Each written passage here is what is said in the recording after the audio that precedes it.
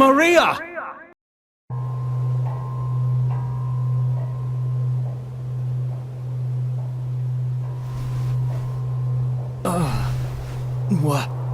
Where am I?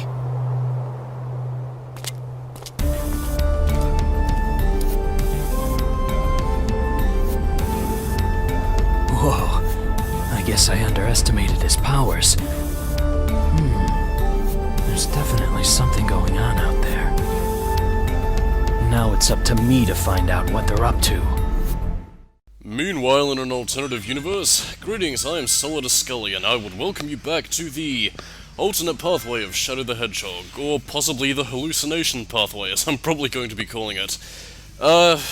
Yes, this is going to be taking place in October, so hello people joining us again for our Halloween Fright Fest. I'm not actually sure what I'm going to be calling this. I'll probably decide that at some point in the future when I'm getting around to recording Doom 3, Resurrection of Evil. Although, then again, considering the fact that you'll probably be seeing this in October, this might be months later for you, or this might be in just a few seconds, given how YouTube-ly the future is. In which case, hello there.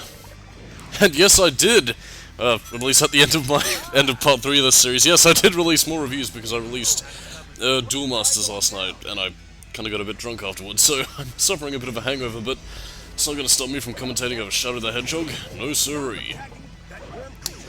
Now, the way in which these videos are going to operate, again, I'm not sure if I'm going to split them or do it as an all-in-one. I'll probably split them, you know, just to divide them over the Friday slot, which this is being out on, as well as, you know, hard drive space, because I'm a stingy motherfucker about that.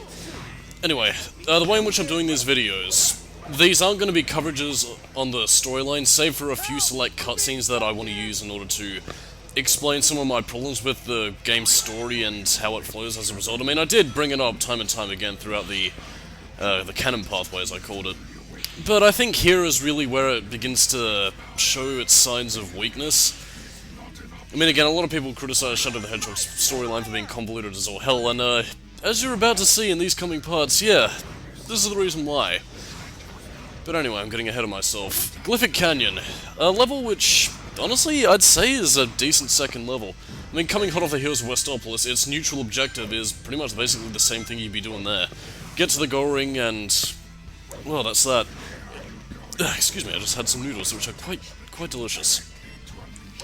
It's the sort of objective that a lot of Sonic fans, I think, are used to, you know, get to the goal ring, exactly what they want. And the pathway that I think most Sonic fans feel at home with, mostly due to the fact that it is just so simple. That being said, though, I don't know. I don't think the mission structure is necessarily that terrible in terms of Shadow the Hedgehog, although, now that I bring that up, I'm going to bring up a comment that was actually left on part 1, which is currently the only part of Shadow the Hedgehog as I record this. A comment from Callum Sparrow, actually, who brought up how he would have handled the mission structure. I can't quite remember what the comment said at this point in time, but I guess tying the mission structure more so into what you're going to be doing during the story, I guess in a similar manner to how Sonic Adventure 2 really handled it, by placing the mission objectives in tandem with what you're going to be doing throughout the levels. And it's something that I honestly think would have made things a lot smoother, although my little addition to that sort of idea would have been to, instead of just having Shadow, you know, skate around and, you know, do missions, just have it more so tie into a sort of, not necessarily a sort of morality system, but I guess more so contribute towards your light and dark points. And I mean, I can't believe I'm going to bring this up as a positive example, but for those of you who've played Fear 3, who recognize the points threshold in terms of how it unlocks certain endings, like, I mean, if you're playing as Fettle, you can unlock the ending where he comes out victorious. If you have the ending as Point Man, he can come out victorious. I guess the system's similar to that, because the way in which for 3R, as the game titles itself likes to handle it, was that depending on whose points, who scored the most points, you know, and again, it was Fear 3 is a subject in and of itself, but basically whoever scores the most points ends up being determining the pathway. I guess to use a better example, and one that I should have gone with from the get-go, was Silent Hill, you know, doing certain things throughout the missions that will ultimately affect the ending. Like, I mean, for example, say, I think there was something in Lethal Highway which actually kind of contributes to my point. Like, say, you see some gun soldiers that are under attack, and you see a heal capsule next to them. You go over to the gun soldiers, take out the enemies, and heal them. That gives you light side points, which you can then use to go towards the good ending. Of course, you can see other things like, putting out fires, rescuing civilians, or I guess in this, for the sake of hypothesizing what dark missions could be, it could be, I guess aiding the Black Arms, wiping out humans, basically just causing general destruction, all the sort of things that would really contribute towards Shadow going towards Black Doom's side.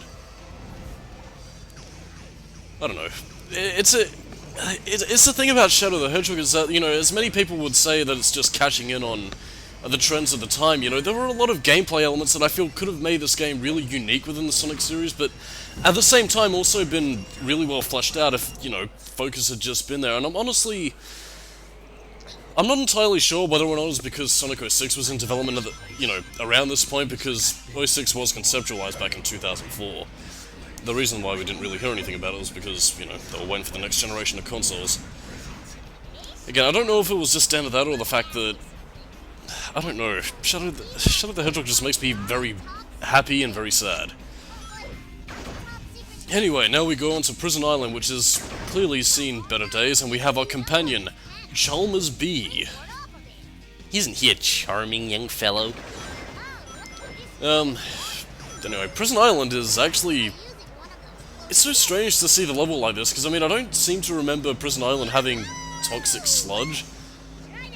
Is this as a result of the Black Arms invasion?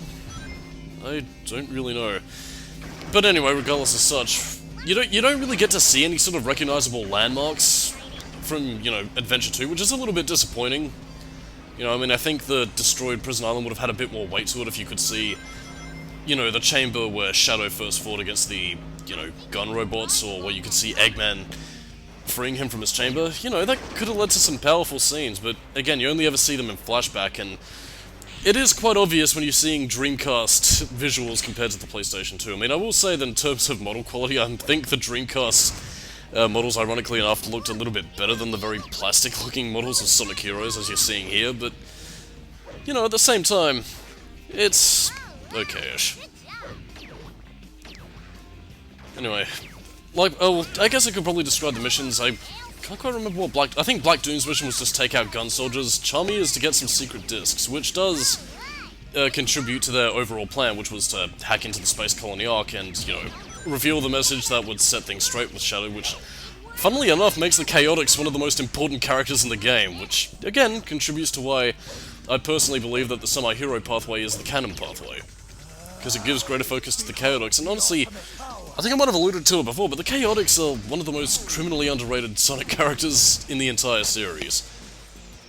And when I'm talking about the Chaotix, I'm meaning more specifically in, Vector, Espio, and Charmy. I honestly, I don't count Mighty and whoever the fuck else, because, well, for one thing, Mighty is discount Sonic, and,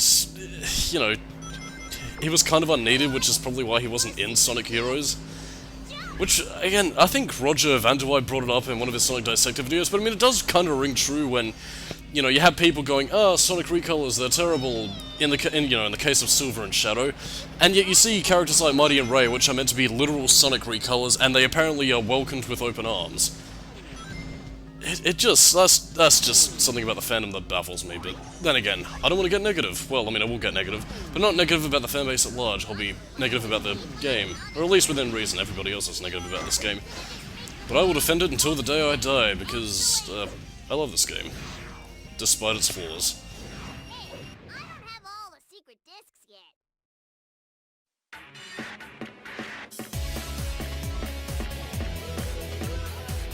Those idiots! They're destroying everything! How can I take over the city and build the Eggman Empire if there is no city? I'm at my limit. I have no choice! Send in the Eggman fleet! Charge! Something that I think I forgot to mention around about the point of when I was doing this commentary initially was that I honestly forgot how beautiful this game's CGI is. This is around about the time when I think Blur Studios, I think the name is now. Yeah, this was the first Sonic game they were involved in, and honestly, the CG for this game looks... It's comparable to, honestly, some of Square Enix's work, which, again, if you've ever seen any, CGI cutscenes of Final Fantasy or Kingdom Hearts or whatever, that is some gorgeous looking stuff, so honestly, I think Sega made the right... they made the right decision in picking them up when they did. I mean, of course, they still have TMS, which is their anime division, but then again, that's neither here nor there in this case. Actually, I think, well, yeah, they are still doing it today. Well, I mean, I guess it's probably just less noticeable because Sonic games don't really use, like, explicitly CGI, like, cutscenes and, like, intros anymore. I mean, they used to during the 2000s, but I think around about the time of... I think it was Generations, actually, they ended up stopping that, which really does depress me, because, I mean, I know it's sort of like in a very Japanese anime sort of thing to do, but, you know, I kind of miss having a rockin' theme song and, like, a montage of some radical movies just playing before you. Really got you pumped up for the game to start, but they don't do that anymore. Like, I mean, even, like, this isn't just, like, exclusively with Sonic. I mean, there was also things like in Silent Hill, Resident Evil, you know, like, the dark and serious games of the late 90s and early 2000s had them, and that just makes me sad. Anyway, Sky Troops. It's pretty big in scope, but it's not one of my favourite levels. I will say it can be fun to use Chaos Control within specific portions, because you really can zip through the levels. Although I think what really makes me the most disappointed about this level in terms of actually playing through it is really the objectives you're given, which is use clunky turrets to destroy Eggman's battleships, because, you know, this game is made in the 2000s and we need to have our whole get to the turret missions where we have to take things out. I can't... oh no, that was Black Doom's thing. I can't quite remember what Eggman's objective was. Well, I mean, I should know because it's going to be coming up soon, but I can't quite commit it to memory, because, again, if I'm going back to Shadow the Hedgehog, if I'm not playing this game just on a casual basis, I'm usually just going for the semi-hero pathway. That being said, though, I am still working my way up towards the expert mode, which, again, in terms of being like a final big endgame sort of thing, I don't think it's really that worth it, but there is a bit of flavor text that you can get from those cutscenes, which is nice. It's not much, but, you know, I enjoy it. Although it does actually lead to, I guess what's meant to be the hint towards Shadow joining Gun, because he has the Gun Commander as one of his radio allies during the expert mode, and the Gun Commander mentions him becoming a grandfather recently, and wanting to invite Shadow over for a talk, which, you know, is meant to lead, I guess was meant to lead into Sonic 06 and how he was a gun agent now. And I guess he still is, because, I mean, despite how lacking in continuity Sonic games are these days, I mean, the Sonic games, when it comes to bringing in Shadow or some of the more serious characters, well, I mean, I say that, but then again, look at how Silver was haphazardly thrown into Sonic Forces, but, you know, they do still treat Shadow and Rouge and Omega as part of, you know, the gun agency, which is especially fucking jarring considering the fact that there's no fucking humans in this world anymore. God damn, I said I wasn't going to turn this into a bitch fest, but now I am, but you know what, fuck it, it gives me something to talk about. What exactly happened to the I mean, I know people are going to bring up Takashi Iizuka-san's, you know, quote about how there's a human dimension and an animal dimension. Something I don't entirely buy, considering the fact that... Is that just meant to apply to classic Sonic? Is it just meant to apply, like, towards, you know, the stuff that looks more like Sonic Lost World art style than them with Sonic Adventure realistic? I don't fucking know, man. It makes my head hurt, and it's... Like, I mean, let me just say this. I mean, would people have really been that pissed off about the contrast?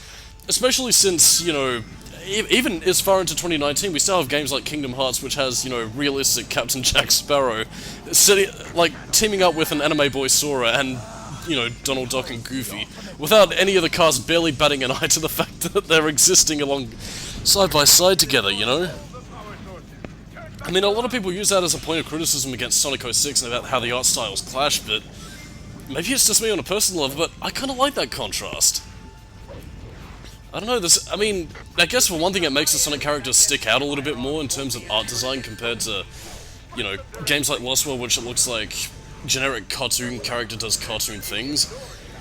But I guess also the fact that realistic artwork has just, I don't know, it appeases something in my brain which I don't quite know what it is. I guess it is more of a personal choice if nothing else, but I'm completely getting off topic. I completely forgot where I was going with that, sorry. Anyway, now the weather has changed up. And this is another place. Jeez, my microphone is slipping off my head.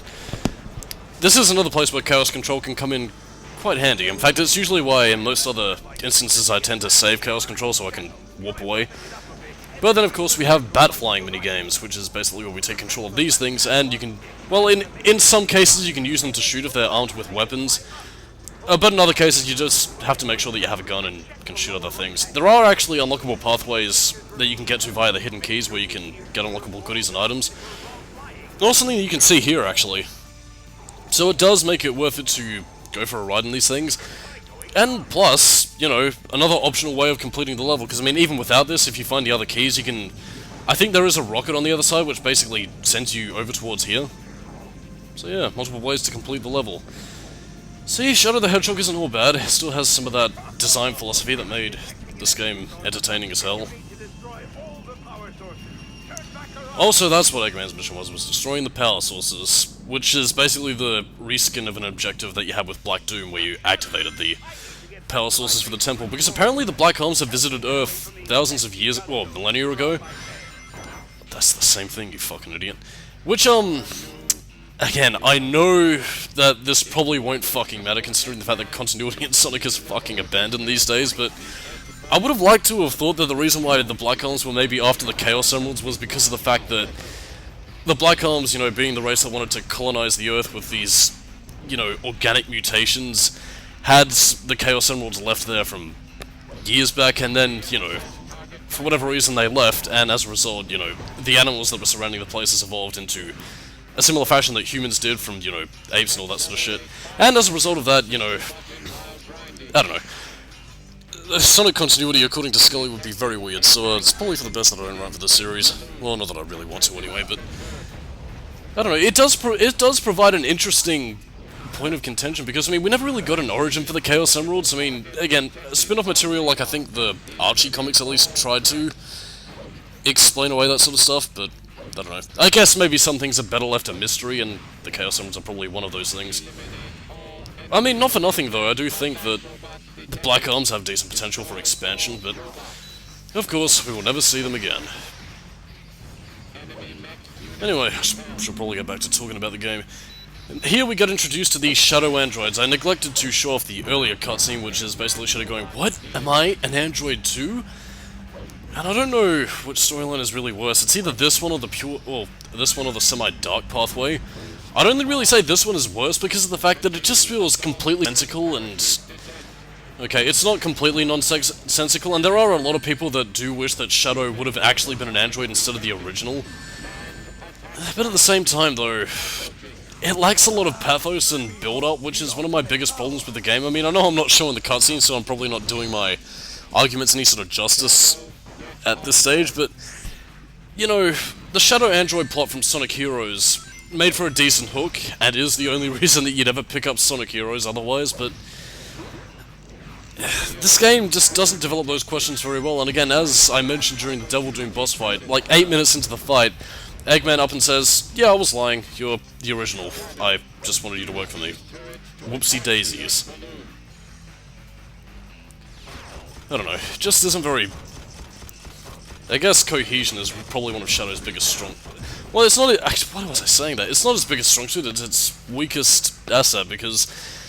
Again, you see him teleport in and out of different locations, and there's just nothing to really tie the levels together with, and that just frustrates me. Because especially in a game about, you know, choice and, you know, trying to make the player make the hard decisions, that cohesion is probably one of the most important things you could have in a game like this. And Shadow the Hedgehog is just so flippant with it that you just sit here wondering, what's the point?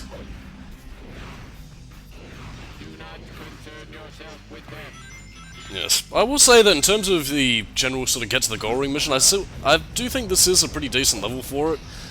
Although, I mean, there are moments of stop and go, which a lot of people have complained about, which I do think is a legitimate reason to have a grievance with Shadow, because, I mean, there are moments where, you know, you will occasionally stop, fight some enemies, and wait for an elevator platform to lift up, but I don't think it's quite as egregious with that as games like, say, Sonic and the Secret Rings or the Hedgehog stuff was. I mean, the Hedgehog obviously had the excuse of being a beat-em-up game, but honestly, I never really liked that sort of mentality, even in beat-em-ups themselves, because, well... I mean, I should have the ability to run past enemies and kick their asses no matter where I go. It's just a remnant of archaic design that kind of bothers me.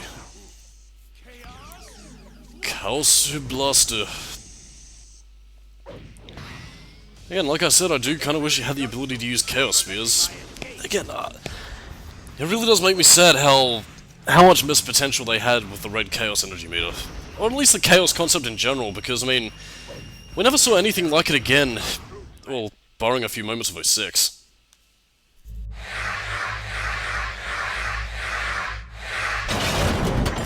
Eggman detected.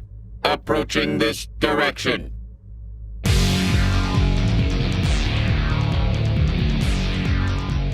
Shadow and Omega? Why, you traitors! You two are going to stop me? Move aside! Doctor, please, I need to know. Those androids, the ones that look like me, am I? Yes. What? You and Omega are my creations. But you betray me as you stand here before me. So now, I will destroy you both, turning you into scrap metal! Eggman, I will defeat you once and for all. By the way, there is actually one awesome way you can cheese this boss fight. Immediately hop back into the turret and begin shooting as fast as you can. You will defeat this boss in seconds. But of course, it will make for a very quick and easy sort of boss fight, so we're going to draw things out a little bit by doing it the legit way. But again, as you can see there, you can take off mass amounts of health with that stuff. Unfortunately though, it does take like 2 laser blasts to destroy it, and because of the fact that these lasers are so bullshit, yeah, you can get your ass quicked. You can get your ass kicked quite easily this way, but again, use the gun, you should have no problems. Then again, the Egg Breaker is kind of a bullshit boss because of that, but then again, you should be fine. Hopefully.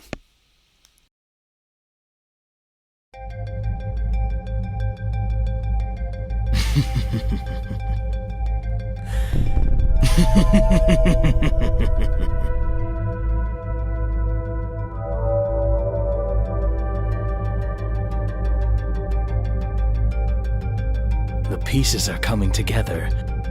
This ultimate life form they keep referring to is the Black Hedgehog, and he died, and I'm its copy. I must be the android Dr. Eggman created. Then it's clear what needs to be done.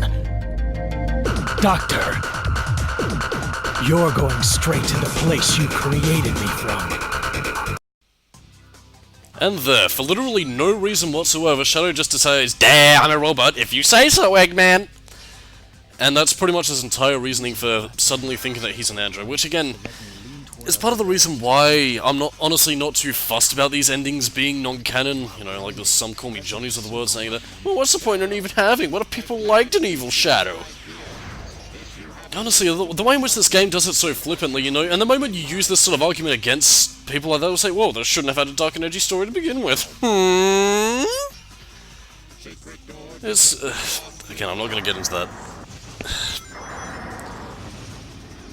This is why it's a pain in the ass to talk about Sonic these days. You want to talk about something legitimate and people just fucking dismiss it because it's just for kids, just for... who gives a fuck? Anyway, Lava Shelter. One of my favourite levels in the game, actually. Well, both in terms of how this level looks, the lighting, and honestly, I mean, playing through it even in and of itself, it has a lot of fun little set pieces and segments, and, well, again, maybe it's just pure coincidence, but the fact that this came out in the same year as Revenge of the Sith, you know, a lot of lava everywhere, it does give me a lot of Mustafar vibes, which is radical, dude. We also have one of the more annoying enemies of the game. Something I probably should have mentioned is Circus Park, but I mean, if you attack the little rolling ball, they won't explode, but at the same time though, if you try and attack them directly, then they will explode and you lose rings, and it's slightly annoying because it interrupts the pace, and it makes Shadow very, very sad. Yeah, but other than that though, I really do love the vibes of this place, man. The music is pretty catchy as hell.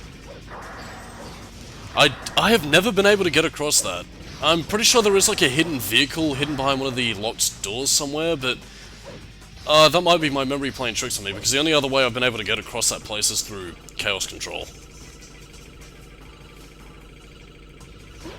So, how'd anyone catch the game last night? The game against the Brisbane Lions and... fuck, I forgot what... no, it was West Coast Eagles. I can't remember who won that. I think the Eagles... lost that. Fuck me, I'm talking about football in a fucking Sonic game. Jesus Christ. Anyway, enough about footy, because footy season's back on, and I got a little bit wasted during the game. Not really much else to talk about, really, because, I mean, I would talk more about the Shadow Android plot, but the thing of it is that, I mean, I do think it did have the potential to be, you know, dramatic and, you know, have a sort of moment of going, I'm not the original Shadow, but, you know, that's the sort of character drama that needs stakes and tension to them, and in Sonic Heroes it didn't really have much because, you know, we were mostly focused on, yeah, power of teamwork, dude! Whereas here it's just more like, okay, we're cramming like, you know, 5 to 6 different storylines in one. One thing's gonna get dropped here or there. Okay, we have Gun Commander, we have, you know, Black Doom wanting to do shit with him. Because, I mean, at this stage, Black Doom and, you know, the Gun Commander are just dropped from the plot completely, and it's just basically, yeah, let's topple Eggman, who was really just more of a bizarre factor in this war, because he's not aligning with Gun, he's just a third force that's trying to make sure that the Black Arms don't ruin his shit, which is... It's weird, it just makes him feel like an extraneous element to the plot. I mean, I'm glad that he's here, and I'm glad that there is... I guess maybe my biggest complaint is really more so that nothing was done with the endings, because, I mean, what you're going to be seeing at the end of this part is basically 3 of the endings in one. And by that I mean basically Eggman getting karate chopped in the face. I really wish this game would have had maybe a slight variation on that, where Shadow teams up with Eggman and the Eggman Empire rules supreme. I mean, it's not much, but it's better than having 3 endings of Shadow going, "Goodbye, Doctor, no!" I don't know, it's frustrating. I suppose I should probably go into it now while I'm talking and rambling like an idiot, is that while I do plan to separate these into parts, as I've figured I might as well decide on now, I am going to be combining storylines depending on their length, because, I mean, you know, while this is decently lengthy, I will probably be cutting them down to a certain extent. Again, I think you know the missions that I'm talking about, where that's going to be applicable, but yeah, it's basically going to be in a similar fashion to how I did the Crash Bandicoot 2 video. It's basically more of a level by level with occasional comments on the story, because Shadow actually has a story worth talking about, unlike Crash Bandicoot. Here we go. Nice to see you, Shadow Android. And you too, Omega. It certainly looks as if you've, well, done quite a bit of damage down there. But did you really think that you could challenge me? Dr. Eggman, I will destroy you and reign supreme. Yes, Doctor. You will regret ever having created me. You're going straight to hell. Why, you're nothing but pieces of scrap metal. Once I'm done with you, you'll be thrown in the junkyard. You will feel my wrath. And now we come to one of my favourite boss fights in the entire game, the Egg Dealer. A lot of people hate this boss fight because, oh, Eggman gives him options to hurt himself.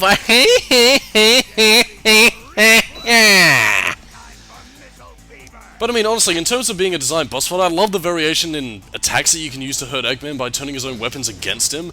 I mean, you can hit the, you know, bomb slots, he can shoot bombs at himself, he can shoot missiles at himself. He has Shadow Feed, which people say, oh, they power Shadow up, which means it's terrible.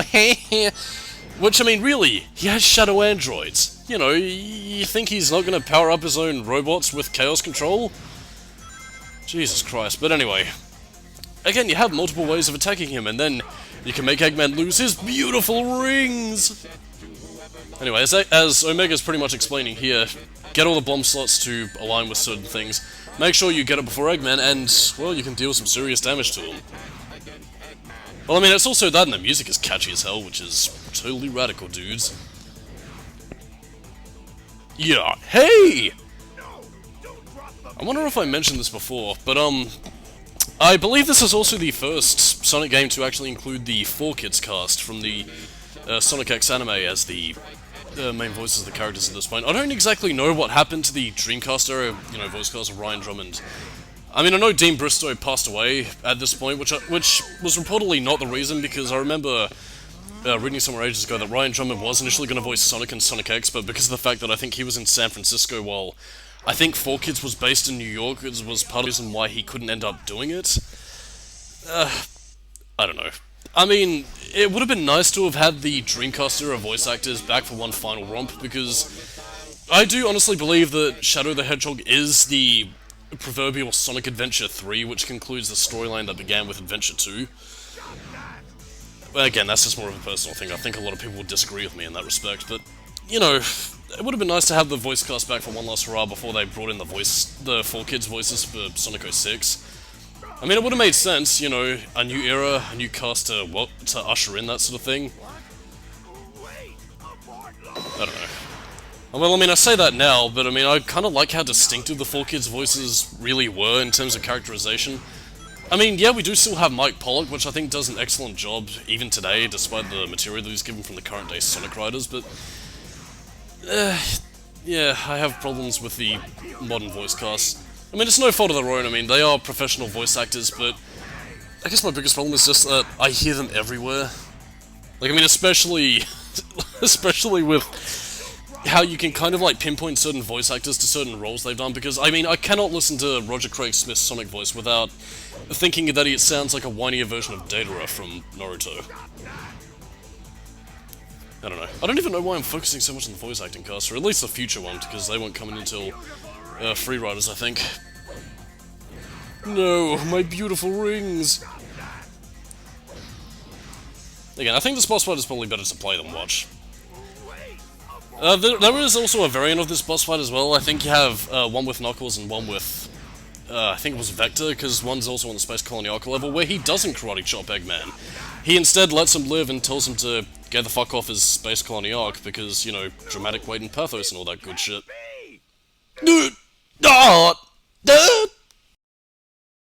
Sorry, Doctor, but this is the end for you.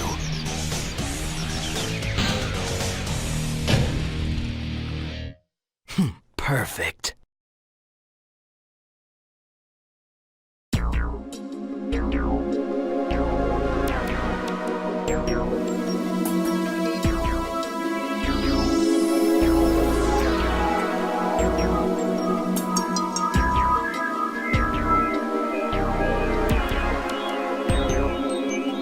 Finally, I've got all the Chaos Emeralds. I made you, and this is how you repay me? I am Shadow Android, the ultimate battle life form created by Eggman.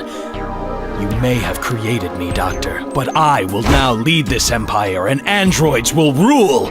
This is who I am! Eggman, target acquired. Locked and loaded, fire. What? Goodbye, Doctor!